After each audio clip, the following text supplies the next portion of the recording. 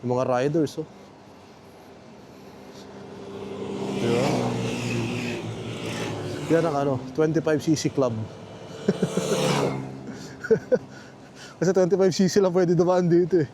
So yung mga scooter na nakita nyo, puro 25cc lang yan. Pag sa labas, doon sa daan ng sasakyan, pwede dyan 50cc and above. Pero pag 25cc, sa bike lane lang kayo. Pati yung mga cars na maliliit, yung usong-uso dito, dito lang din pwede yun. Sa bike lane. Wala dito sa bridge na to. Speaking, ayun o, wala isa. It's an Opel car.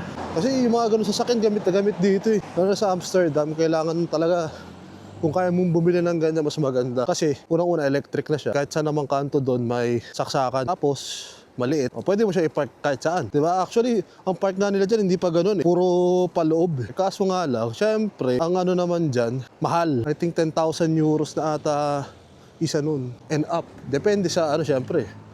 Depende sa brand. Pero usually nakikita mo dito mga brand yan is itong si Citroen, si Opel, si Renault, and ano pa ba? So dito sa roundabout to, kailangan mo pumunta doon, papunta doon sa area na yun. Kaliwa. Kaya technique yan, dire-diretso ka lang.